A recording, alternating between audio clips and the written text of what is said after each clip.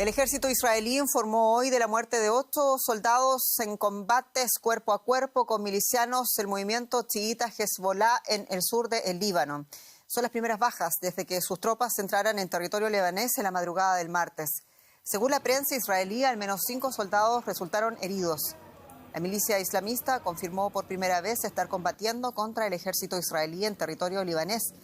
Israel afirmó estar desplegando infantería regular y unidades blindadas.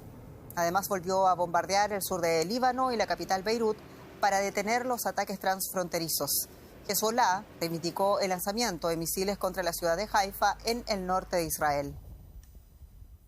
Bueno, por primera vez Hezbollah reconoce combates directos con las fuerzas de defensa de Israel en el sur del Líbano. Queremos ampliar la perspectiva y lo hacemos con mi colega, el periodista Joan Cabasés en Beirut. Joan, saludos. ¿Y qué otros detalles se conocen de los combates donde han muerto, decíamos, soldados israelíes, y cuál es la situación en general? Buenas noches. Sí, como decís, es el primer día de combates en Líbano, cuerpo a cuerpo, entre Israel y Líbano, y se ha saldado, al menos por ahora, con bajas significativas del lado israelí, que confirma de momento a esta hora 8 soldados fallecidos. Estos soldados eran fuerzas de élite, pero eran también muy jóvenes. Todos ellos tenían entre 21 y 23 años de edad. Al parecer, estas muertes se han dado en situaciones de combate distintas y, según reportes israelíes, en algunas de estas situaciones Hezbollah habría abierto fuego contra las tropas israelíes mientras estaban tratando de evacuar soldados heridos o muertos. De hecho, esta mañana testimonios en el sur del Líbano han informado de que había helicópteros como los que vemos ahora en imágenes que estaban viajando de regreso a Israel en lo que parecía un viaje de evacuación también de soldados heridos o muertos. Israel, por su parte, informa de 20 miembros de Hezbollah eliminados en estos combates, pero es un dato que no podemos confirmar. Lo ocurrido hoy, por supuesto, abre un interrogante para las fuerzas israelíes, que son claramente superiores en cuanto a los combates aéreos, en cuanto a las fuerzas aéreas, pero esto puede ser muy distinto a nivel terrestre. De hecho, vemos en las últimas horas cómo los miembros de Hezbollah se muestran muy confiados de sus posibilidades en esta batalla sobre el terreno. Y Joan, una pregunta existencial: ¿por qué se ha llegado a este punto? Y te lo pregunto incluso más allá de la escalada, desde la masacre de Hamás el 7 de octubre.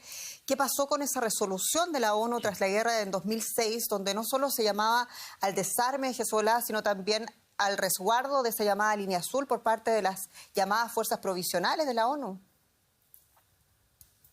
Sí, el año 2006 hubo otra guerra entre Hezbollah e Israel. Fue una guerra de poco más de 30 días y al término de esta guerra el Consejo de Seguridad de las Naciones Unidas votó la resolución 1701, que trataba de traer la paz y de contener las tensiones en esta frontera entre Israel y Líbano. La idea de esta resolución era la retirada de Israel de territorio libanés y la prohibición de fuerzas armadas en esta parte del Líbano que no fueran el ejército regular del país, del Líbano, o que no fueran los cascos azules de las Naciones Unidas. De hecho, esta resolución también dotaba de más efectivos para este contingente de las Naciones Unidas que también trata de contener las tensiones en esta frontera.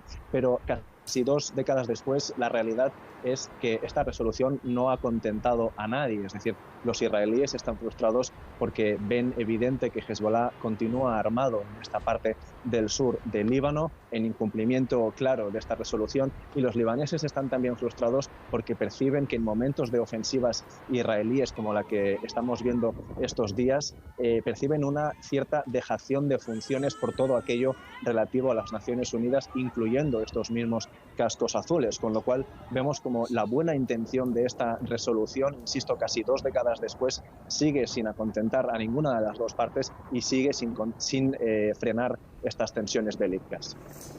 Joan Cabasés, muchas gracias por tu análisis en Beirut. A vosotros.